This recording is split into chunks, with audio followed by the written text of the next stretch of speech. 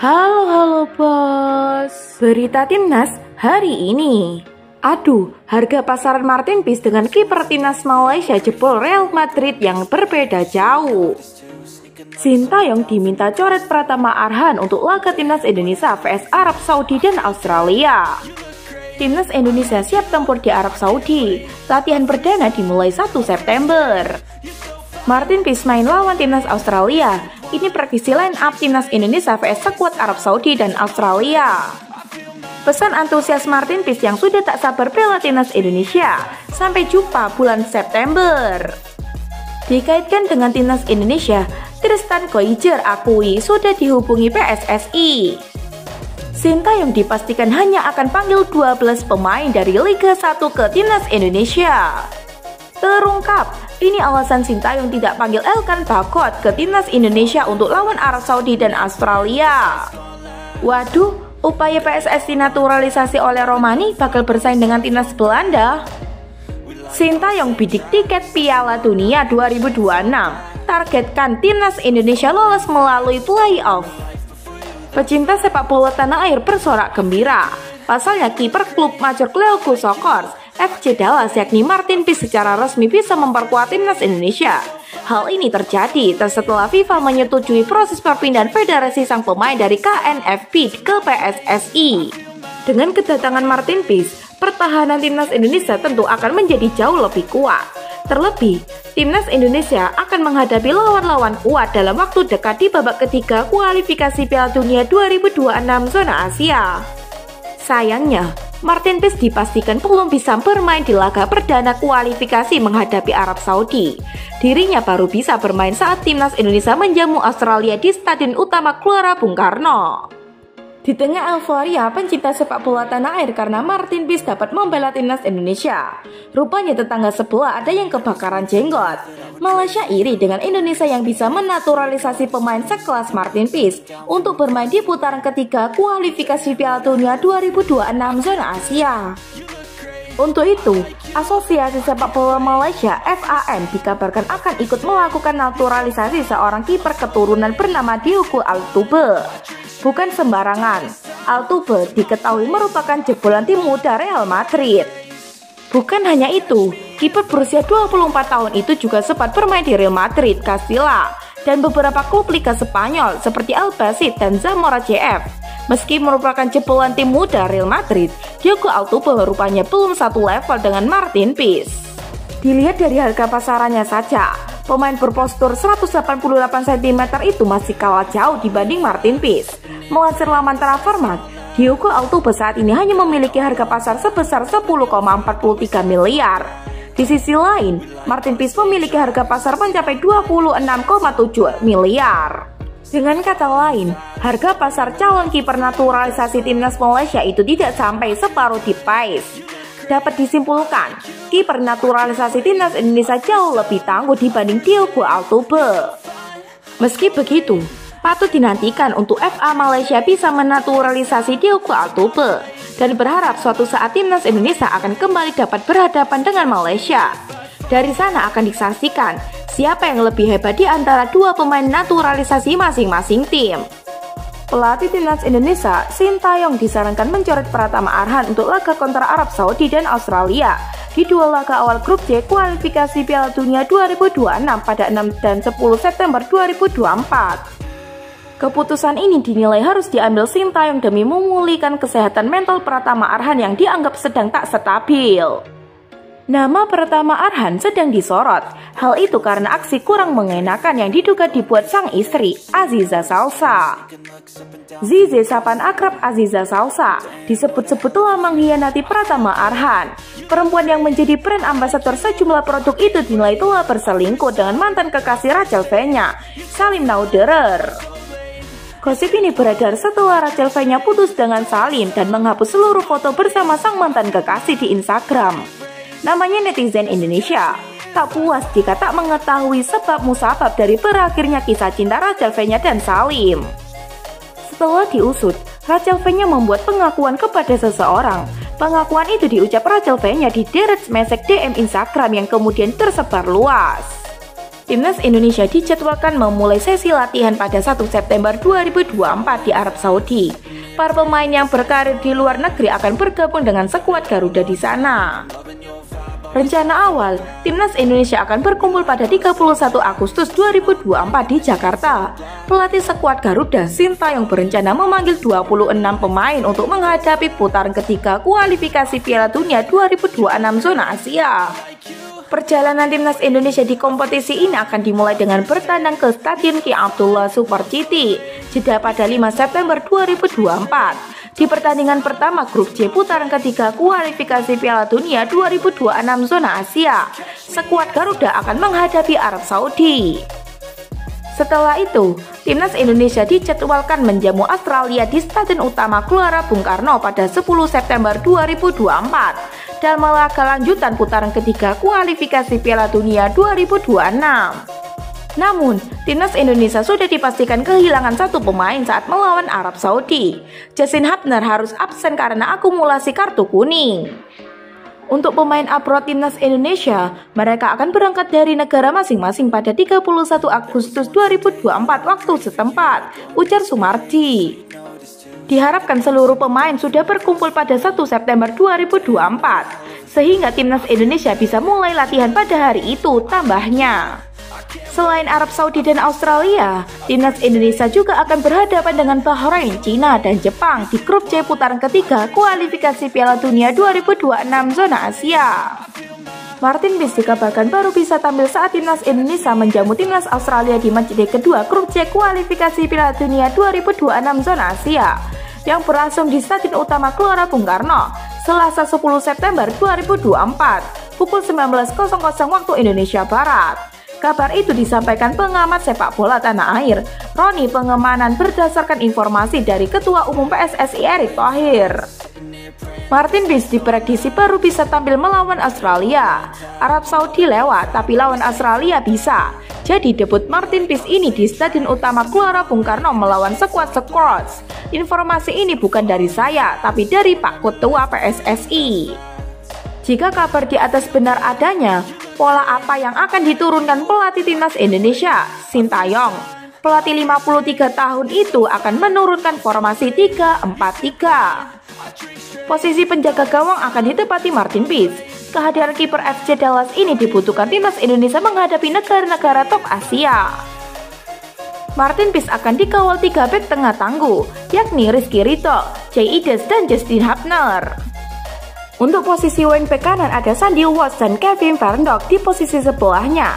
Lanjut ke posisi gelandang sentral ada Tom Haye dan Nathan Chow Aon yang tampil oke di laga terakhir kontrak Timnas Filipina. Untuk lini depan ada Marcelino Ferdinand, winger kanan, Rafael Sutrit, winger kiri, dan Ragnar Oratmangon, penyerang tengah. Martin Peace sudah tak sabar bela Timnas Indonesia. Dia pun menyampaikan pesan antusias yang mengaku sudah tidak sabar berjumpa para penggawa skuad Garuda pada September 2024. Martin Peace mengaku sangat terhormat karena pada akhirnya bisa membela Timnas Indonesia. Kiper FC Dallas ini sudah tidak sabar untuk bisa bergabung.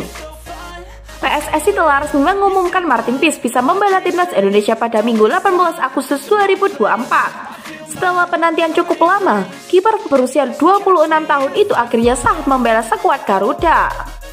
Sejatinya, Martin Peace sudah menjadi warga negara Indonesia pada April 2024. Namun dia masih belum bisa untuk melakukan debutnya bersama Timnas Indonesia.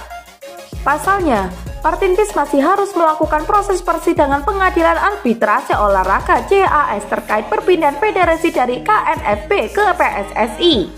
Hasil sidang banding di CAS berbuah manis dan FIFA telah menyetujui perpindahan federasinya. Pertanyaan Martin Peace itu sekaligus seperti kode bahwa dirinya akan beraksi bersama Timnas Indonesia di babak ketiga kualifikasi Piala Dunia 2026 zona Asia. Seperti yang diketahui, ajang tersebut akan dimulai pada September 2024. Dikaitkan dengan Timnas Indonesia, bek Ajax Amsterdam yang sedang dipinjamkan ke PEC Zwolle, Tristan Goijer mengaku sudah dihubungi PSSI. Kabar itu disampaikan eks sepak bola asal Indonesia yang pernah bermain di Belanda, Yusa Nugraha. Nama Tristan Goijer pertama kali mencuat ketika Timnas Indonesia U20 bersiap main di Piala Dunia U20 2023. Ia disebut-sebut bakal dinaturalisasi bersama sejumlah pemain keturunan lain. Meski akhirnya tidak kesampaian, kabar Tristan Goijer hendak dinaturalisasi kembali mencuat pada media Juni 2024. Tak sampai di situ, pemain yang biasa mentas sebagai fullback kanan dan back tengah ini melakukan video call dengan staf ahli Kemenpora, Hamdan Hamedan. Pelatih timnas Indonesia Sintayong hanya akan memanggil 12 pemain dari Liga 1.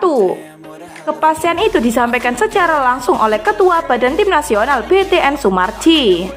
Kepada awak media, Sumarji mengatakan Sintayong akan memanggil 26 pemain untuk melakukan persiapan menghadapi Arab Saudi dan Australia.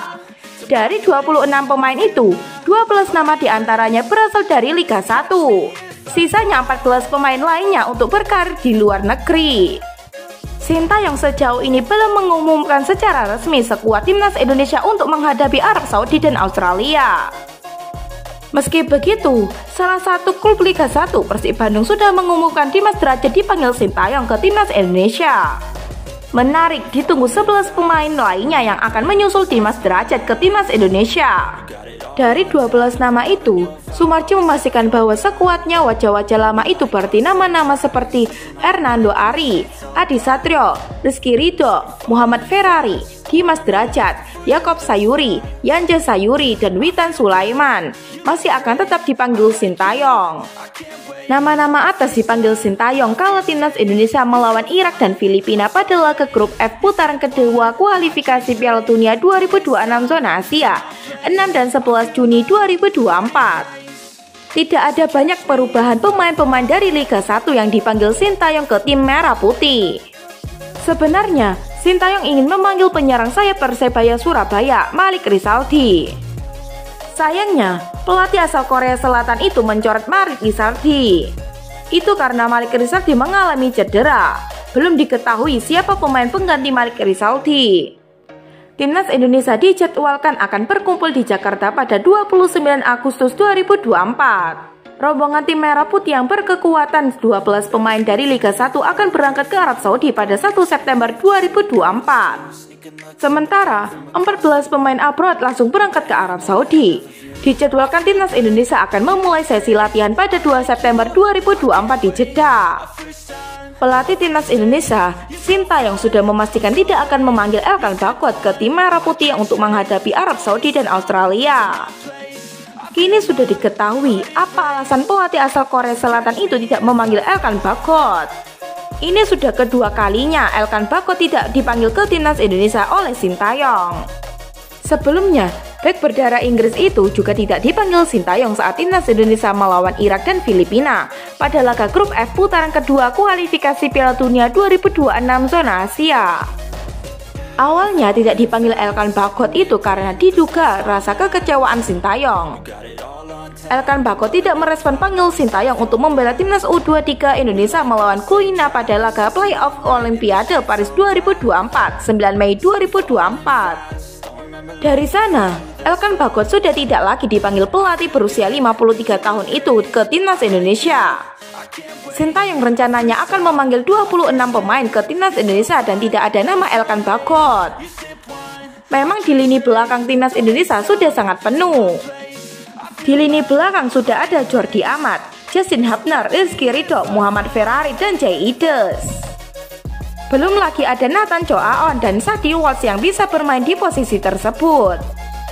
Sintayong juga hanya boleh membawa 23 pemain untuk menghadapi Arab Saudi dan Australia. Itu berarti akan ada 3 pemain yang dicoret Sintayong. Dan kenapa tidak ada? Itu adalah perhitungan teknis tim kepelatihan Sintayong sendiri. Dan tentu berkaitan dengan teknis, kami tidak bisa mencampuri, ucap Sumarji. Setelah sukses memastikan proses alih Federasi Martin Peace, para pecinta sepak bola Indonesia giliran mendapat kabar kurang menggembirakan. Salah satu pemain yang diyakini jadi target naturalisasi dari PSSI oleh Romani sepertinya bakal sulit untuk diproses.